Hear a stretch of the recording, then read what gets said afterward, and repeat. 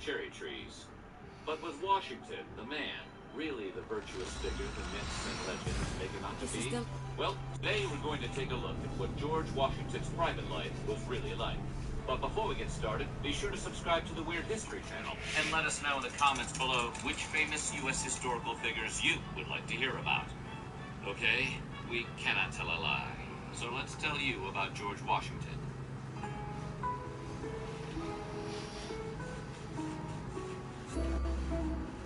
We're used to picturing George Washington as an older gentleman with white hair and false teeth, but he was once a young man, and like a lot of young men, he had an eye for the ladies. At 27, George became engaged to a young widow named Martha Dangride Custis, who would become his famous wife, Martha Washington. However, while he was planning his wedding to this wealthy landowner's daughter, he was also writing romantic letters to a married woman named Sally Fairfax. Oh, George, you sly fox. In one of the letters, dated September 12, 1758, Washington told Sally that he remained devoted to a lady. In the parlance of the times, this was a way of implying his forbidden love for her. Because circumstances kept them apart, the lovelorn and surprisingly poetic Washington went on to say of Fairfax, "I feel the force of her amiable beauties and the recollection of 1,000 tender passages that I could wish to obliterate." The letter also acknowledged Martha in slightly less poetic terms, calling her an animating prospect. The truth was, however, Washington was entering into marriage with Martha for reasons having to do with social convention and economic prospects rather than love. Fairfax, for her part, kept George's letter until the end of her life.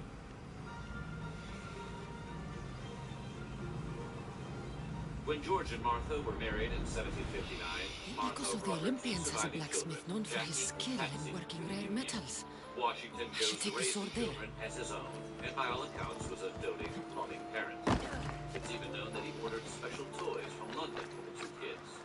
Tragically, the children both died at relatively young ages.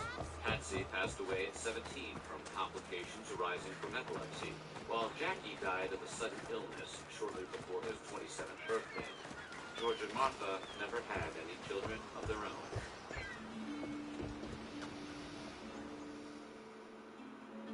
George Washington was 11 years old when he inherited his first slaves, and by the end of his life, records reflect he had enslaved 317 people. During the 56 years he ran his plantation, many attempted to escape. This even happened during the American Revolution, when, ironically, 17 of George Washington's slaves fled to a British warship to gain their freedom, which was not on the agenda in America at that time. Contrary to the image of all being happy and contented, many of the slaves were closest to Washington and his family, including George's personal assistant, Martha's personal maid, and the family cook, all either escaped Have you ever seen or attempted anything to like this escape before? from Mount Vernon. However, Zeus's balls! Do you know what this is? Slaves he owned outright under the law Broken? It's adamantine. which actually only included This 123 stuff is priceless. of the 317 slaves. I don't mind family telling you, managed. I'm the And one man Washington in the stipulated islands who that knows they how to only properly should be work freed it. after Martha died. I'll need more adamantine to fix it, though. A lot more. Will this help? America's founding fathers The were a metal long looks way from similar. perfect, What? and it is known that several of them had Where in multiple Hades children are you with getting women this who were stuff? enslaved on their plantations. No, I don't want to Washington's know. case, however, the historical record is not very clear. Debate continues to this very day Here. over whether the father Don't of the tell me United you need States more, also because I've run fathered out of a necks to child cut with it a from. woman named Venus. There's a real passion The child behind in your question words. I was can named feel West it. Ford, I'm which personally sounds glad like a to great say name for a that movie these will cowboy. do. Ford was born in the Blood on them 1780s, is a nice and touch, according by to the one way. of his descendants, Helps with the his mother quenching. Venus I was do known what to I be can. Washington's personal Wait sleep here. partner. This won't Who's take at long. bed with you? Nothing to see here. It's just my personal sleep partner. Family lore holds that when it was obvious she had become pregnant, Washington no longer slept with her. It's also said that several people commented on how much Ford looked like Washington, and Venus identified Washington as his father. Other historians, though, doubt that lore. They pointed to evidence that Venus couldn't have arrived at Mount Vernon until the year after West Ford was born. Moreover, it's known from his letters that Washington wanted children. His failure to produce an heir with Martha, who had 4 children of her own, suggests he may have been sterile. Such a condition could easily have been a result of one of his earlier bouts with smallpox or tuberculosis.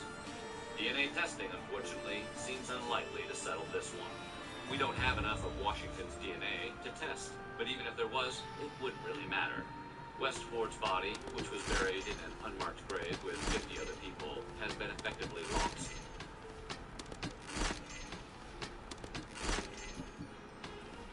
Not being huge fans of George Washington, several British officials tried their hardest to destroy his reputation by starting scandalous rumors about his character and faithfulness to his wife. In 1775, a Boston newspaper reported that Britain's Royal Navy had intercepted a letter about General Washington's private life. Supposedly, it claimed that a Virginia congressman had procured one Kate, the washerwoman's daughter, over the way for the general to sleep with. The letter is believed to have been forged in an attempt to smear Washington. Another British group tried something similar in 1777. This time, they created fake trial transcripts that recorded a soldier testifying that Washington kept a girl from New Jersey of whom he was very fond as his mistress and hid the affair from his wife. The woman's name was said to be Mary Gibbons, and the witness also testified that Washington kept her in a house and he came there very often, late at night, in disguise. A second witness alleged Gibbons was a spy who was sleeping with Washington in order to copy top-secret documents from him while he slept. It's a fast copier. However, records suggest that both the witnesses and the mistress were completely fabricated.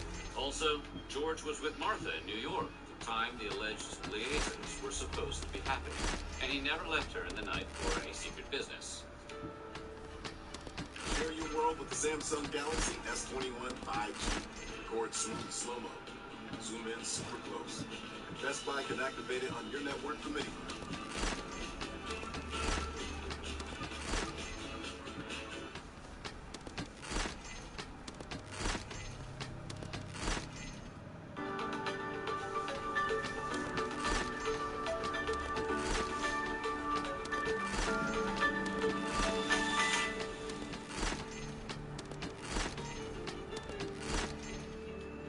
After her husband had spent 8 years away from her during the Revolutionary War, Martha Washington was less than happy to learn that he was then going to serve as president.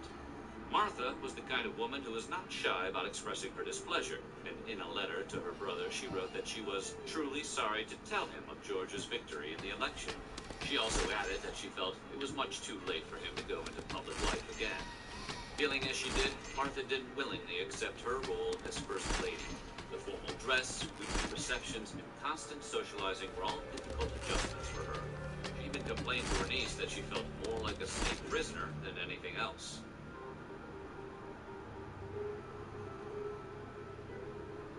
Martha Washington contributed a literal fortune to her marriage, catapulting George Washington right to the top of Virginian high society. Not only was Martha acutely aware of how much she helped her husband get ahead, she apparently made sure no one else ever forgot that fact either. According to reports, Martha did not fit our stereotyped image of the deferential 18th century wife. Rather, she was strong-willed and insisted upon being heard. And when we say insisted, we mean it. Martha was a foot shorter than George, so when she wanted his attention, she would simply yank on his collar, forcing him to look her in the eye. Whether she needed this unusually insistent and perhaps aggressive tactic is unclear, but records do indicate that George respected his wife's opinions, or pretended to save his collars. Washington wasn't merely the winning general in the Revolutionary War and the first president of the United States, he was also a booze maker. Yes, Washington owned a distillery that eventually became one of the largest producers of whiskey in the country. His brand was so popular that he could pay his family doctor and farm employees with bottles of the hooch. By the time Washington died in 1799, Mount Vernon's distillery had produced somewhere in the neighborhood of 11,000 gallons of whiskey from rye and corn grown on their own fields. Whiskey wasn't the only thing Washington was making on his plantation estate. He also grew hemp on his land. The crop, which he grew for decades, would be made into ropes, cloth, and nets. And we know what you're thinking. For those wondering if General George liked to light up at 420, or have seen Slater's speech about George in Dazed and Confused, the answer is almost certainly no. Unlike modern recreational cannabis that contains 6 to 20% THC, the stuff Washington grew contained less than 0.03%. Even if he did light up a fatty, it was no bueno.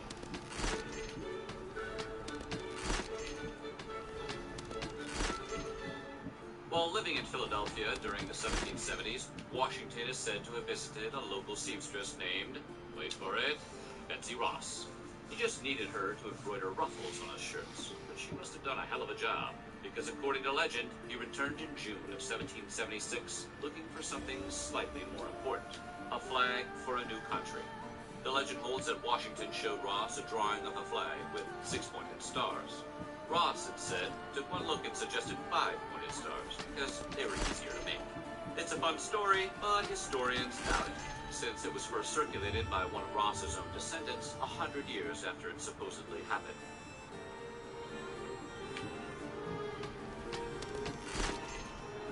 Father of Your Country is a pretty impressive sounding title, but nearly as impressive as Washington's other title, Father of the American Mule.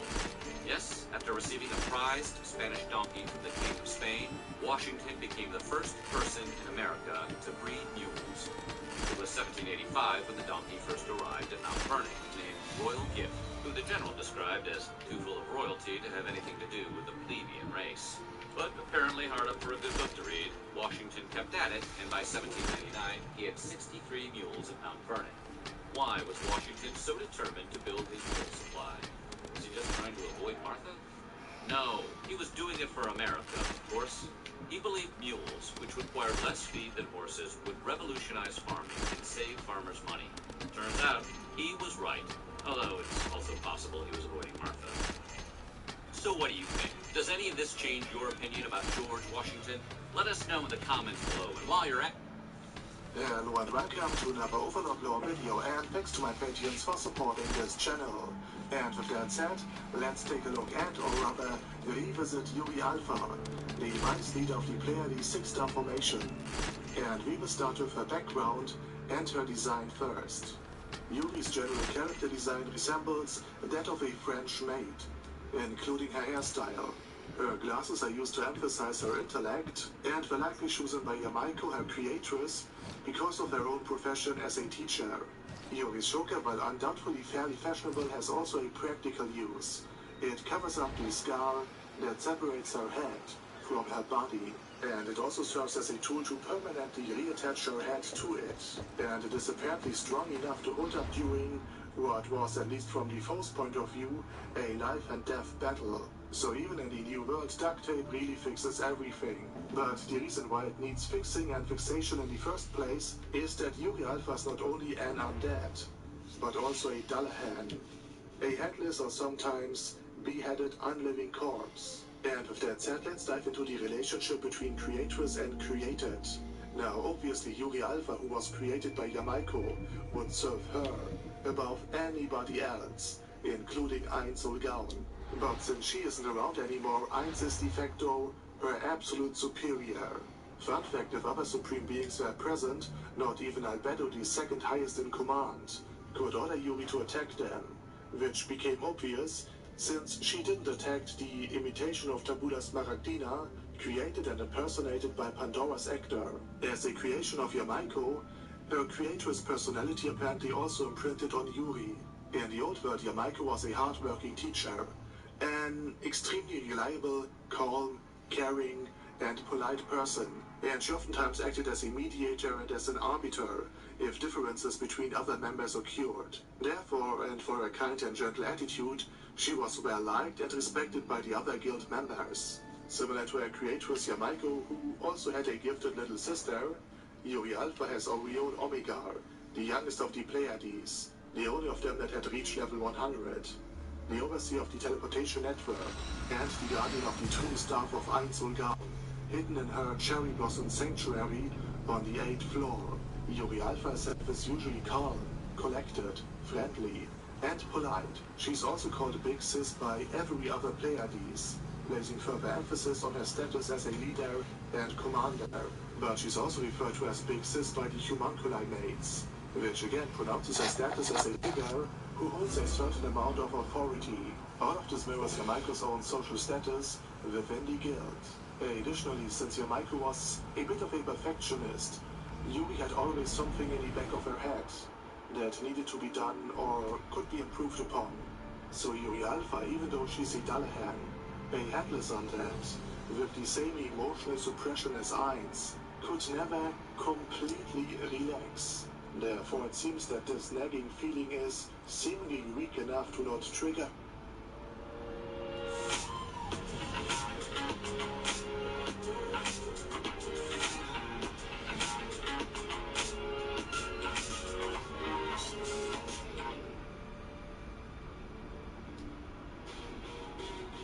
Hey there, early risers. Go games. All-nighters. Her emotional suppressor. Furthermore, Yugi Alpha also inherited Yamaika's professional views. Because her creatress was a teacher, Yugi...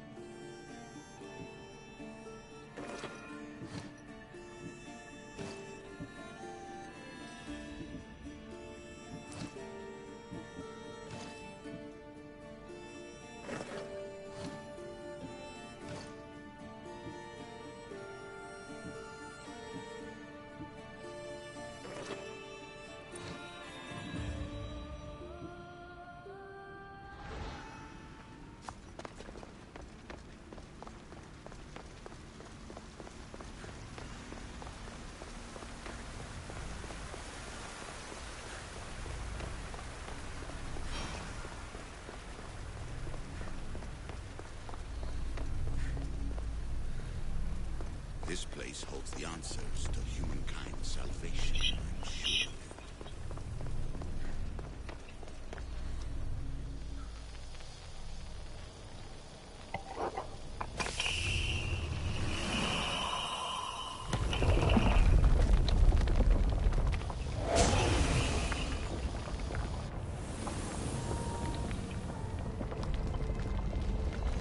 Ah, good work. Was it hard to obtain the artifact? Its owner had many questions for me. You should have come along. Traveler of many times, congratulations on making it this far. I'm glad we can share this message out of time, this fragment of reality.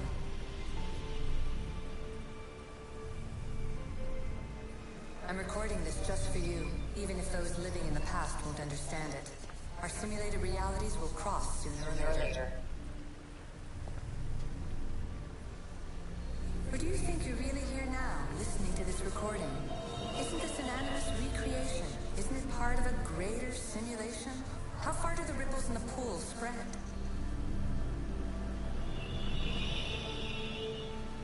Let's talk, rebel to rebel. We've been held back too long by precursor rules. It's time for new paths with new possibilities. This is not an era of control, but of creation. I've gathered some like-minded precursors to make a new start. We'll stop interfering and start enabling.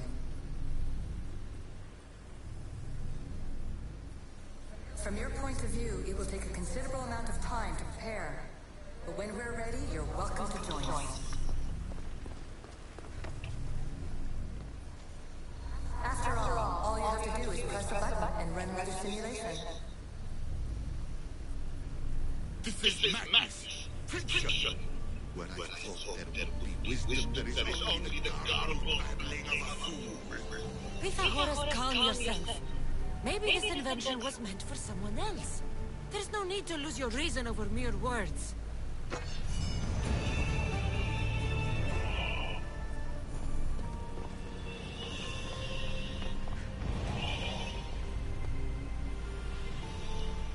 This is incredible.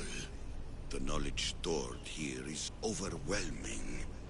It will take me years to decipher it all. What about sealing Atlantis? Have you found a way to do it? Oh, yes, I think so. Well, what is it? The staff is the key. All right, it's time. I can't, not yet. We can't stay here, we don't have the time. There's so much to learn. With this knowledge, we can turn the tide of fate. That is not our destiny. You said so yourself. You're losing sight of what's important. I will not be ordered around or lectured by you. It was your plan to seal this place, and I agreed to help. That was before I realized what we would uncover about the first civilization. The creation of humankind. We are sealing this place to keep the cult from using it to enslave humanity. That is bigger than your quest for knowledge. The cult will be nothing but an insect to swat once the power is ours. It's too dangerous to leave this place open, and you know it. You wouldn't understand. Your pride will cost us all in the end. It's not about pride. What good is knowledge if you curse all of humanity in the process? It's what you wanted to avoid in the first place. Sometimes it's better if we find our own path. We are not ready for the power this place offers. You're right. I cannot save humanity directly, but I can save it from itself. This is your burden now. Humanity's fate will be decided by the choices you make. I understand. Cassandra, choose wisely.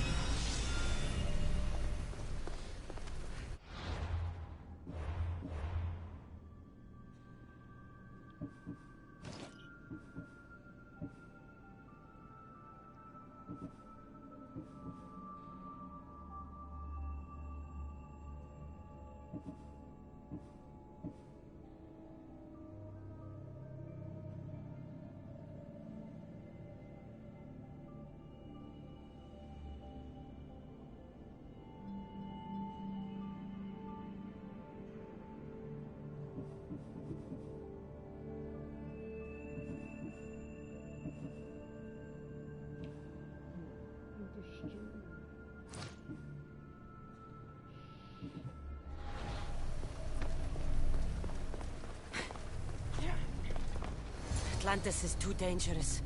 I must seal it.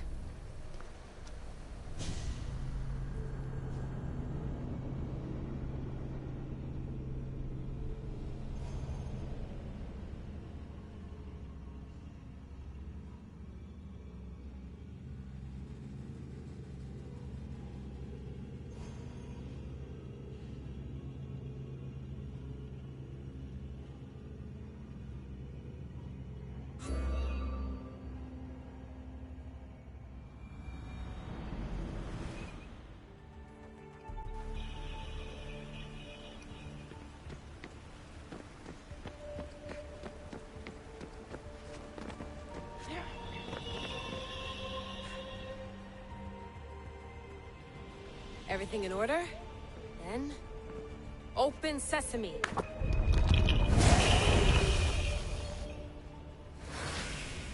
So much power. The nodes are interconnected in ways I couldn't imagine. This is more complex than any Isu temple we found. Lisbon, the Arctic. I'm recording everything, Layla. You're going to be a hero for discovering this. Do you see the staff anywhere? Not yet, but there's more to explore. I'll find it. The mechanism should be open. What's wrong? I don't know, Layla. I'll check my notes on the Isu.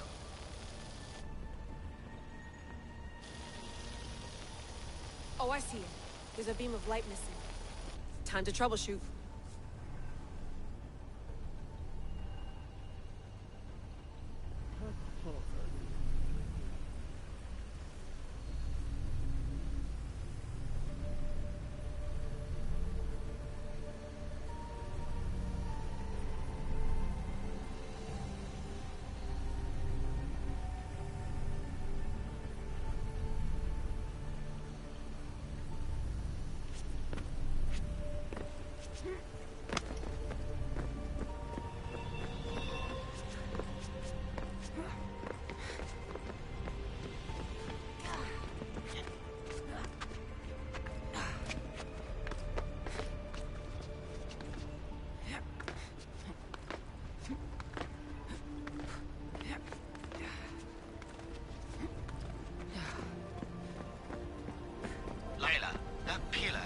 Like it can move.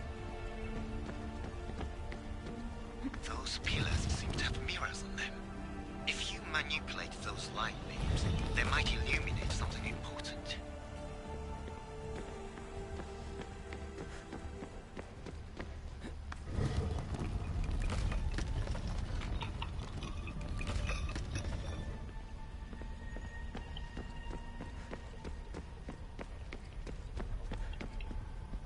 Such a bright light. Its presence cannot be an accident.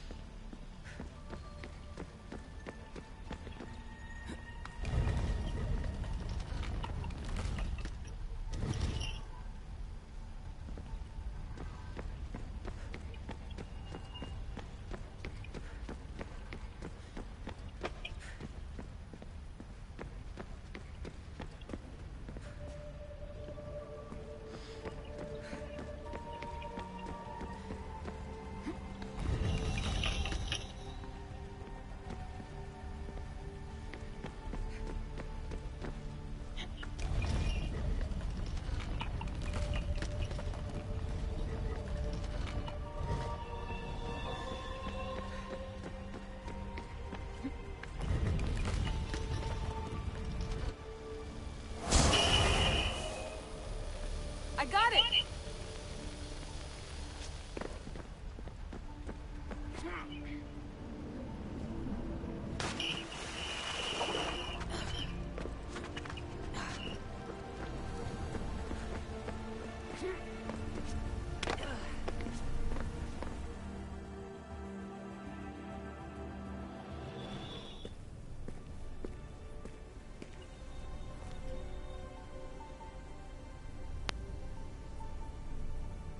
Where is it?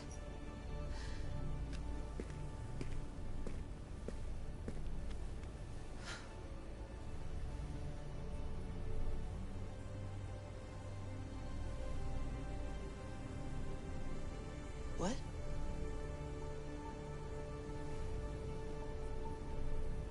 True knowledge exists. In knowing that you know nothing. A good friend told me that once. Possible. Cassandra? Yes.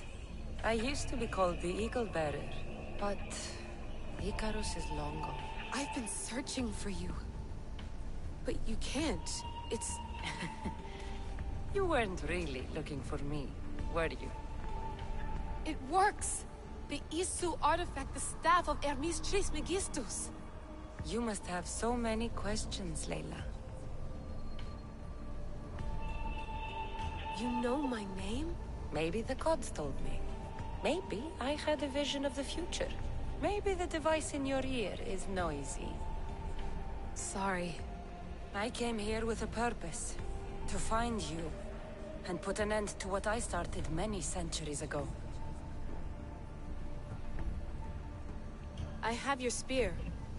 Would you like it back? Oh. No. You can keep it. It's broken. But... you used it broken. It was powerful. I used it to defeat enemies even Herodotus could not describe. But everything must come to an end. I left it to him when its power was exhausted. Something to remember me by. I have so much to tell you. That staff is incredibly important. It kept you alive. How? Ask a student of Hippocrates. I hear he still has some. The staff served its purpose. My friends and I are trying to keep it out of the hands of the Templar Order. Listen to me. Order, chaos. If either triumphs alone, the world dies. I tried to bring an end to chaos, and it has only led to ruin. I used to assist Order. Now I fight for choice, freedom, chaos. Pythagoras was right. You are the key to the prophecy. You will restore the balance, Layla. I have fought in too many wars. I have seen too many people die. I have walked from one end of the earth to the other. This belongs to you now.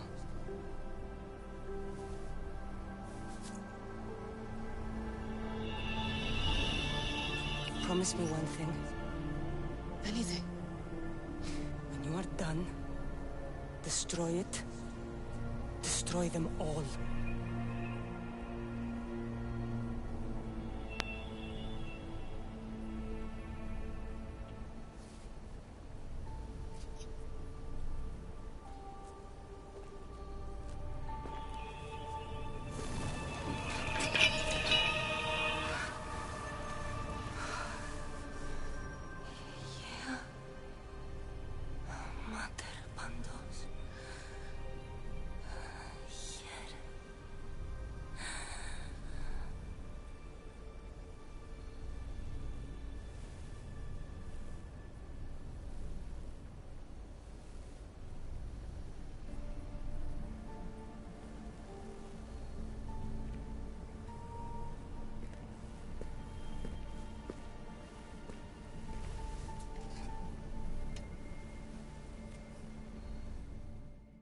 There's so much of the story I haven't seen.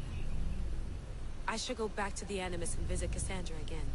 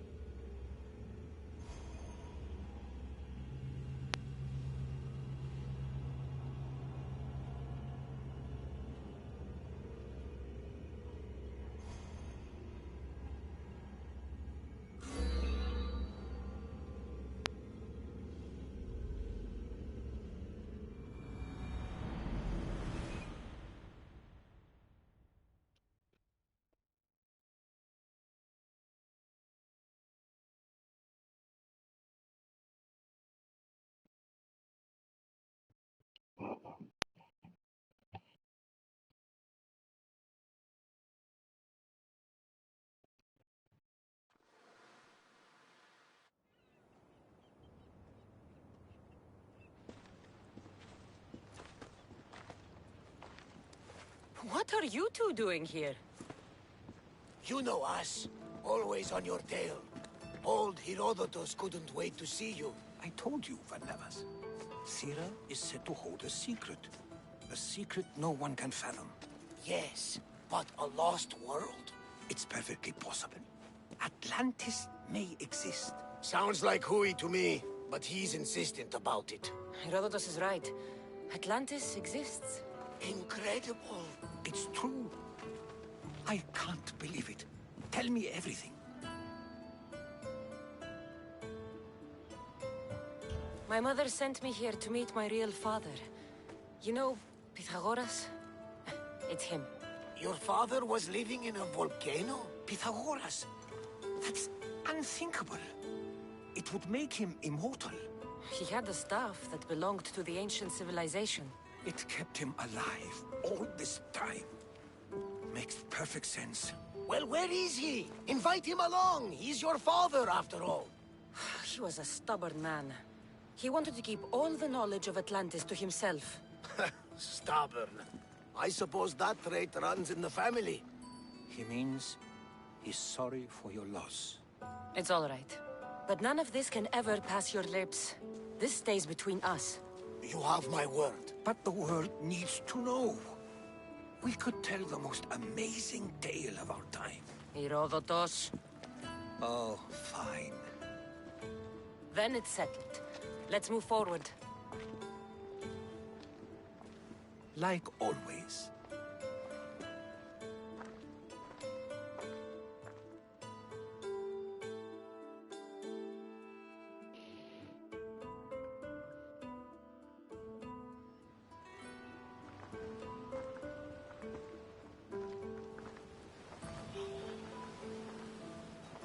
We've learned a lot, haven't we? You know-it-all. Speak for yourself. I'm on the hunt for truth. Gods know not all your myths are accurate. They come from the gods themselves, who are the most reliable sources we have. For all we know, anything's possible. And you would know, as the eagle-bearing demigod you are. Perhaps she, too, is immortal. Sure I am. I do know one thing for certain. This has been an odyssey I won't forget.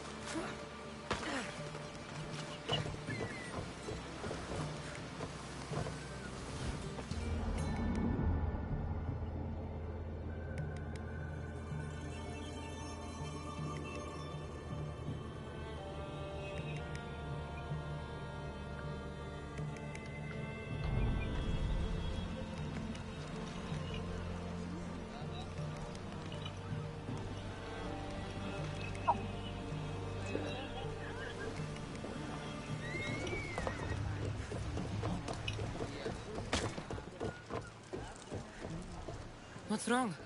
My parents. Herodotus, I'm so sorry. I thought I'd be able to see them again. To show them my life's work. But now, I'm sorry to ask this of you.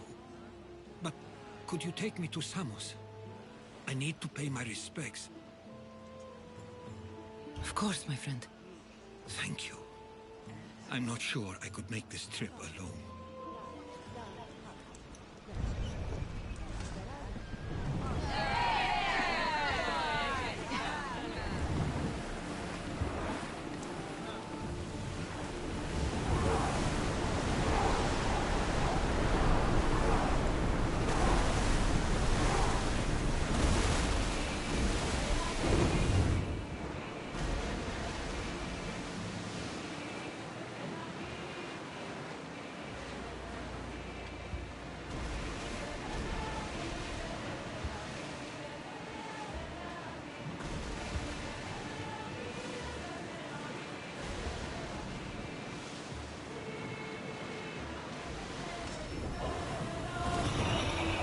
Commander away! You're released until further orders.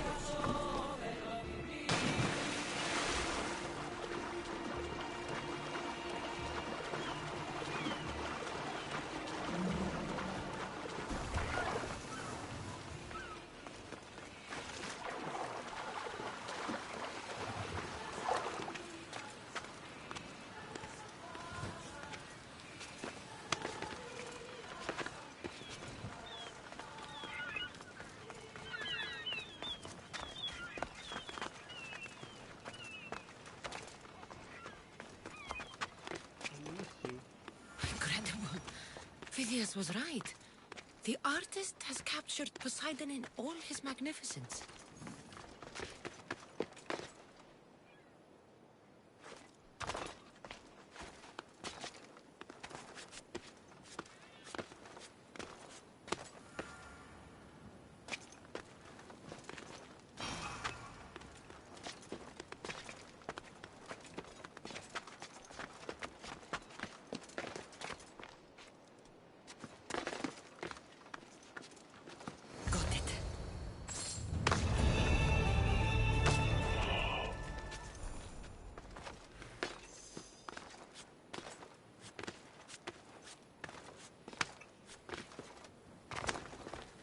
Keeper, you came.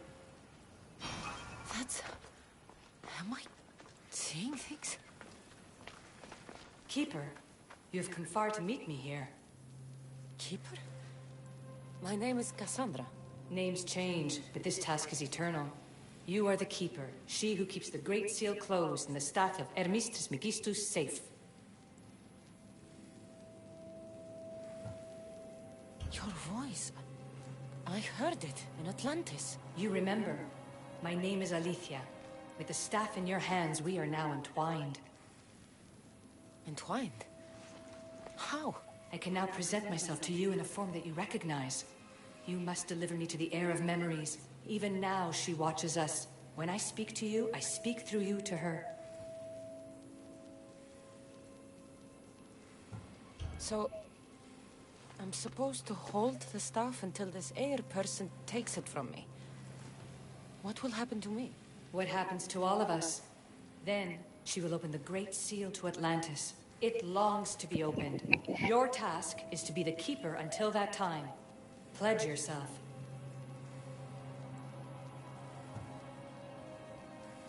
Where is this heir? Not where, but when.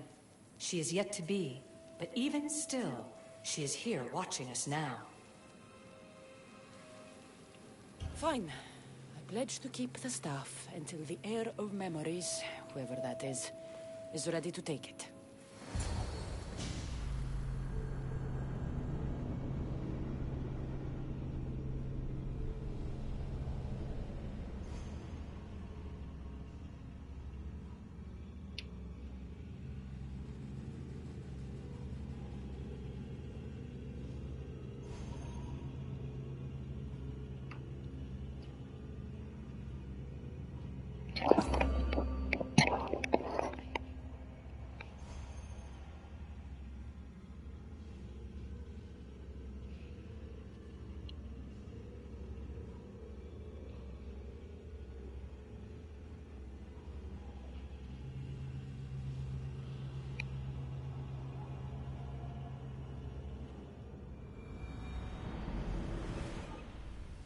All right. What did your diagnostics show you? Alana's getting the results now. It will take us time to analyze. Now, Kyoshi, you cut out. You there? another bug. I was saying, for now, try to relax. Heir of memories. The Great Seal awaits you. Victoria, did you hear that? Nothing on our end. What did you hear? Before there was radio static, like we were being jammed. But just now I heard a voice. The same one Cassandra heard in Atlantis. Might be the bleeding effect. Like Kyoshi said, try to relax while Alana works on the results of the diagnostic. Go to the Seal, Heir.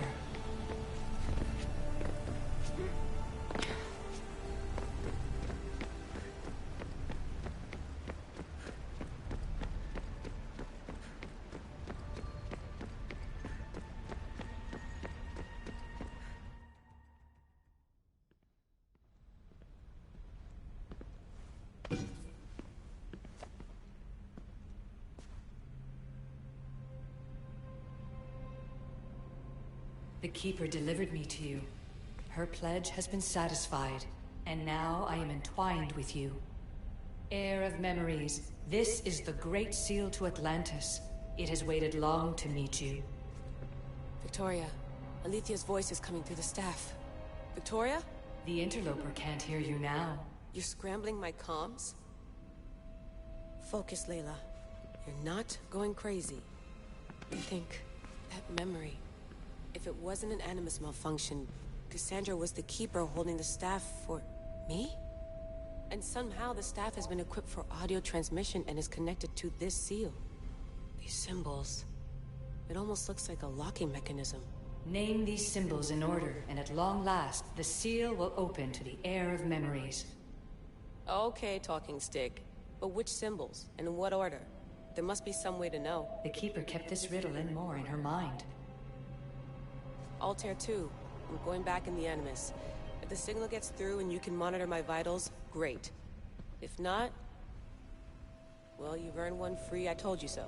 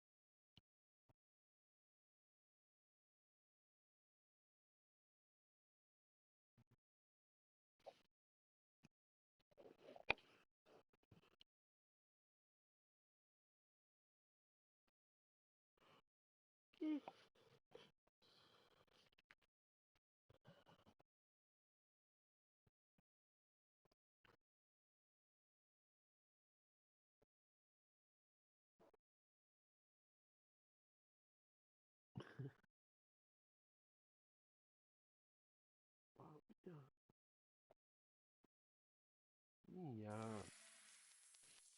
Keeper, our task is to guide the heir of memories to the symbols. A man called Theras knows of their whereabouts. Theras? The guy who helped get Phidias out of Athens? Is that why you've brought me back to this place? Here, the role of the Keeper bound itself to you, though you didn't know it yet. Now, to uncover the truth, we must go to Theras. How will I know this heir of memories when I see her? She will come to you. The end of your journey is in the Hall of Atlantis, where her true journey begins. I don't understand who the Keeper is. The Keeper isn't a person, but a task. And it is yours. Pythagoras held the staff to exploit its power. The Keeper's task is to restrain it and protect it from the hands of corruption until the heir of memories appears.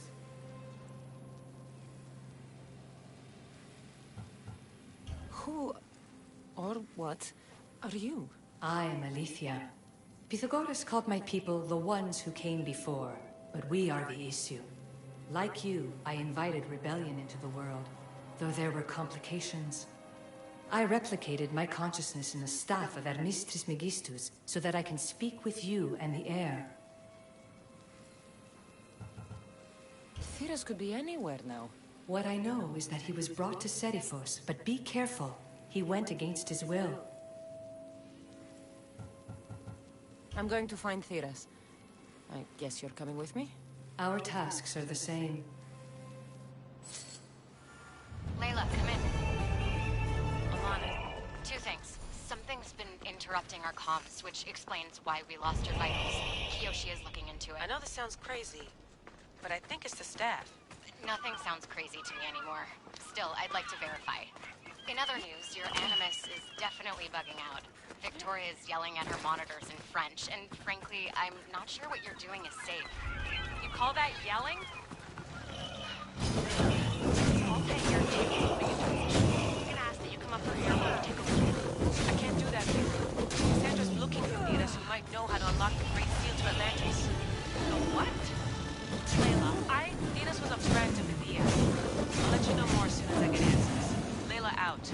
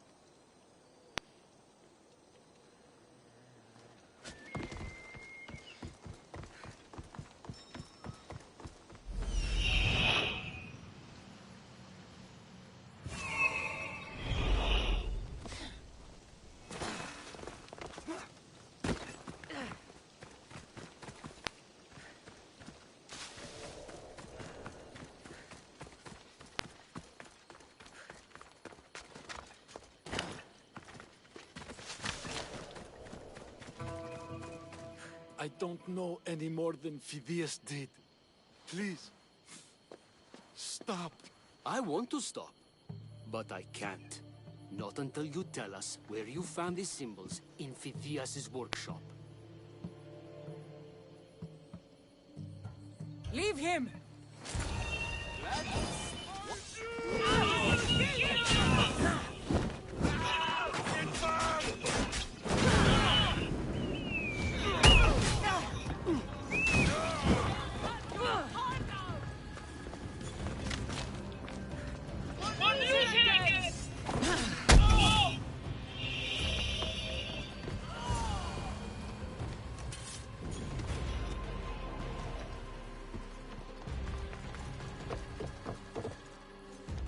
Eagle Bearer, I can't tell you how relieved I am to see you. Are you all right?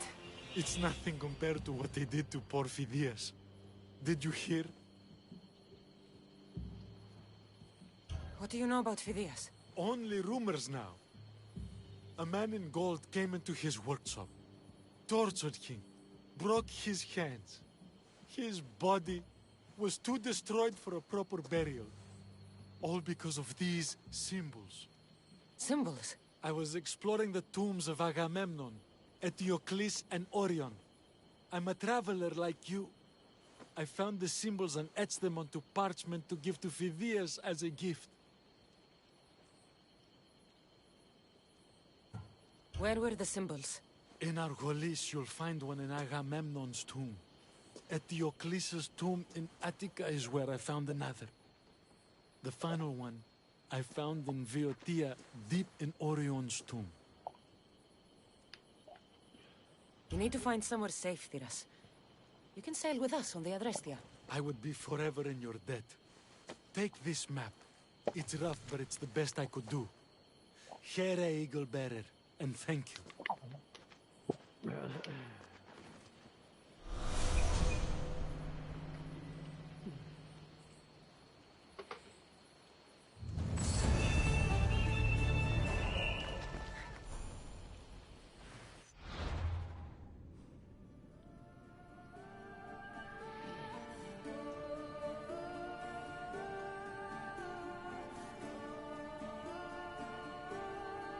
Oh no, I'm gonna color not. I'm not gonna use this properly. Not the space station.